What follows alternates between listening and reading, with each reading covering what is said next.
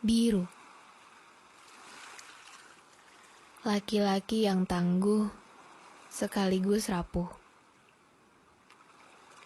Pelaut yang tidak kenal jalan pulang, kecuali pada masa kelam yang masih sering menghantuinya.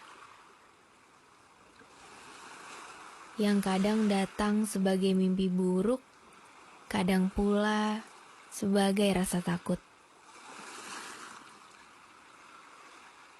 Sebenarnya, biru sudah lebih dulu dikenal lewat sebuah buku berjudul Kata. Tetapi, sosok paling tidak nyata itu justru jadi cahaya yang membuat kata akhirnya tercipta. Tidak. Cahaya itu tidak terbentuk dari senang dan tenang saja.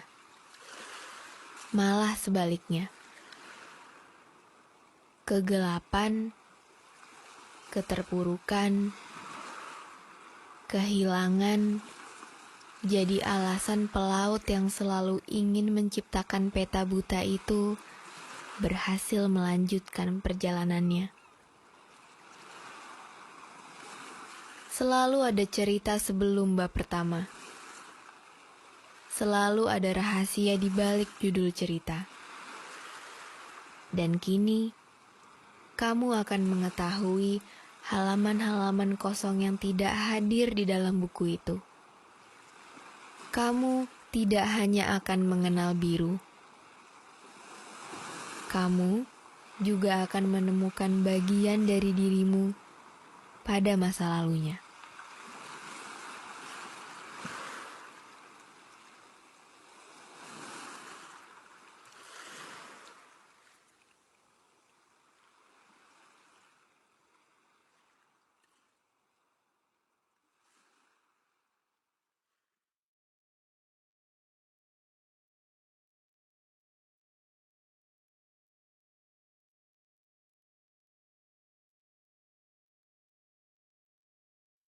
Biru dan Jani sudah berteman sejak kecil. Seperti yang kita tahu, Jani memiliki seorang ibu yang mengidap gangguan kejiwaan akibat trauma masa lalunya. Saat itu, Biru memang tidak mengerti banyak hal. Tapi ia tahu. Ia tahu bahwa ia tidak akan pernah meninggalkan Jani. Rumah mereka berdekatan. Meski tidak bersebelahan, tetapi masih dalam satu komplek yang sama. Ayah Biru selalu mengantar mereka berdua ke sekolah. Tidak lupa bekal makan siang yang Jani terima dari bundanya Biru. Sejak sang ayah pergi meninggalkannya, Jani memang hidup di dalam lubang yang gelap. Tetapi, alam raya menghadirkan Biru dan keluarganya. Membuat sedikit demi sedikit harapan baru masuk ke dalam hidupnya.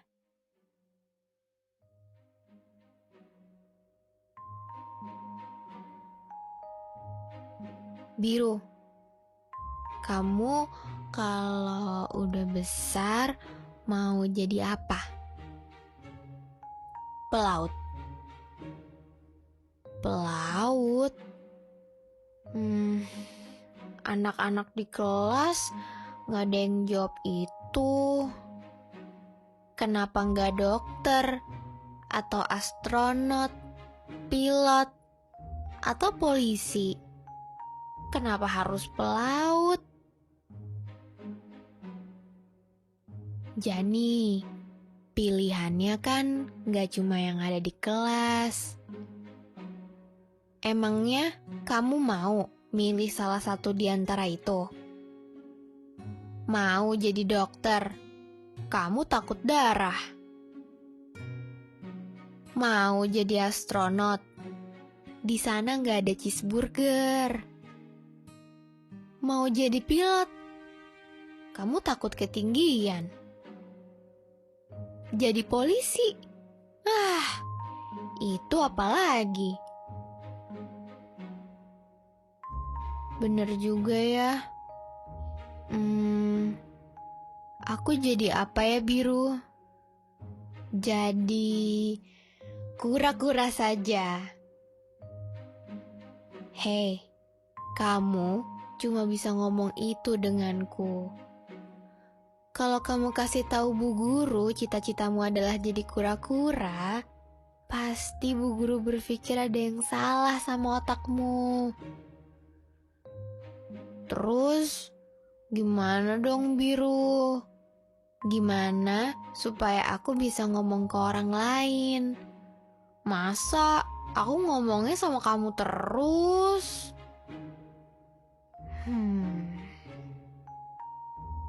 Ini adalah teka-teki yang mesti kita pecahkan, Jani. Kita harus mencari cita-cita yang membuatmu jadi bisa bicara ke semua orang, bahkan satu dunia. Ya, susah dong, Biru. Kalau harus kayak gitu, yang namanya cita-cita jadi mustahil. Ngomong ke kamu aja udah susah, apalagi ke satu dunia. Mana mungkin dunia mau dengerin aku.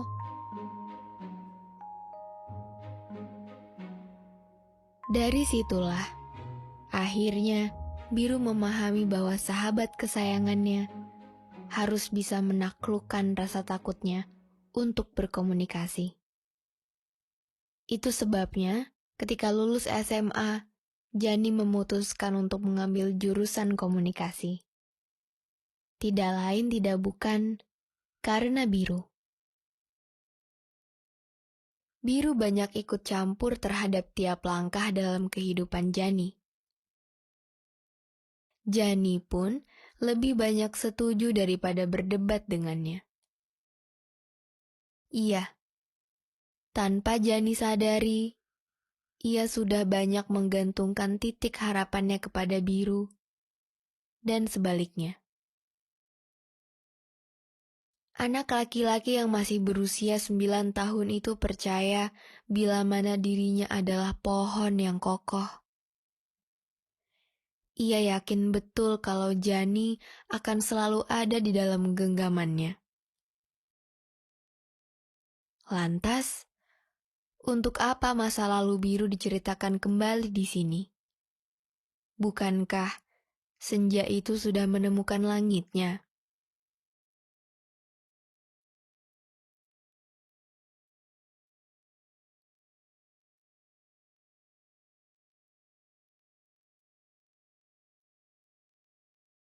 Seperti laut yang tenang, namun sering mengorbankan dirinya untuk memeluk pantai, seperti itulah Biru terhadap Jani.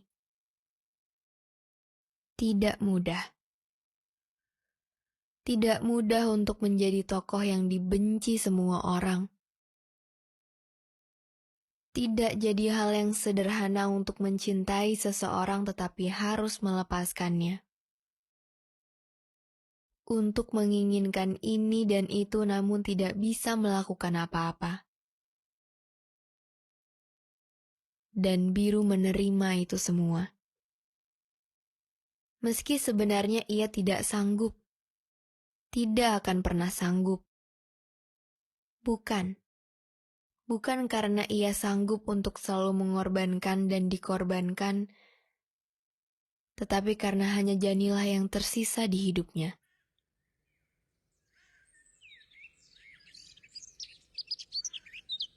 Biru, apa tuh di tangan kamu? Peta ya? Ngapain bawa peta segala?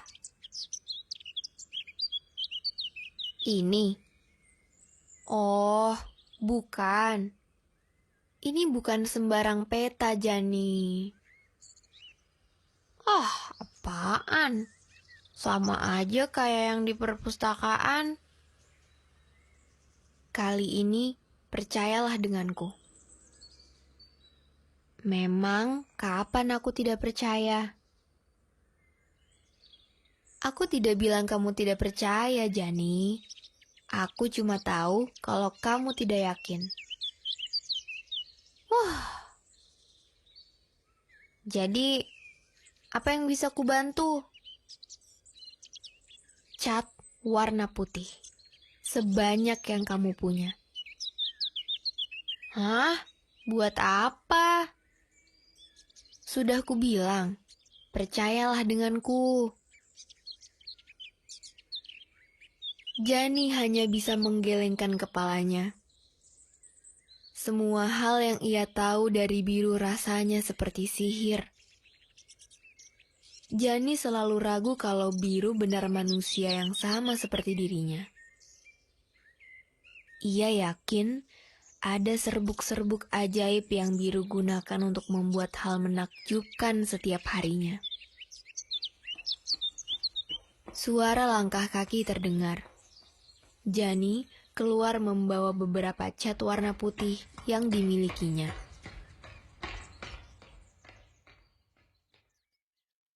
Nih, aku cuma punya segini. Ini sempurna. Biru mulai menjalankan aksinya. Ia menimpa semua nama tempat yang ada di dalam peta itu dengan cat warna putih. Lagi-lagi, hal ajaib lainnya dari biru. Tanpa perlu berlama-lama, biru segera meminta pertolongan berikutnya. Kenapa diam? Emangnya aku harus apa, biru? Kamu lihatnya, aku sedang apa, Jani? Mengecat semua nama yang ada di peta. Bukan mengecat, Jani, tetapi menghapus. Berarti jadi peta tanpa nama. Bukan, Jani. Ini dunia baru. Ini dunia biru dan Jani. Peta buta. Di sanalah harapan biru berada. Di sana, biru menaruh gambaran masa depannya bersama Jani. Sebuah rumah yang tidak tercatat di peta, tetapi ada dan nyata.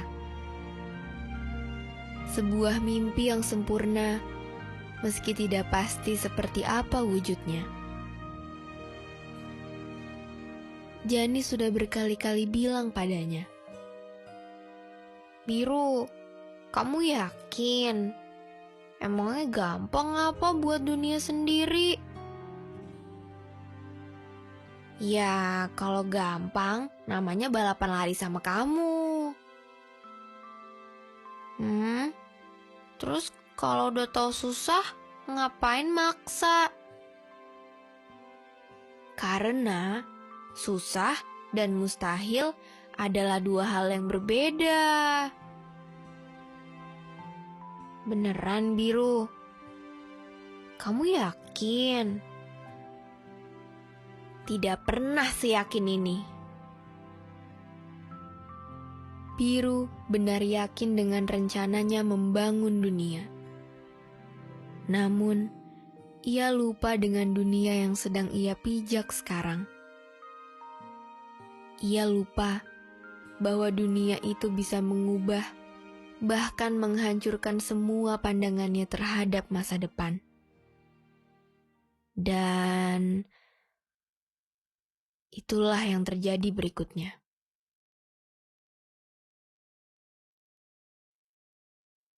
Podcast ini adalah kolaborasi Rintik Seduh bersama Instagram untuk kampanye Real Talk. Dan telah direview oleh tim psikolog ibunda.id. Cerita ini hanya fiktif, sehingga kesamaan cerita maupun nama bersifat tidak disengaja. Apabila teman-teman sedang merasa tidak baik-baik saja, teman-teman dapat segera menghubungi bantuan profesional. Terima kasih sudah mendengarkan. Sampai bertemu di episode Blue berikutnya.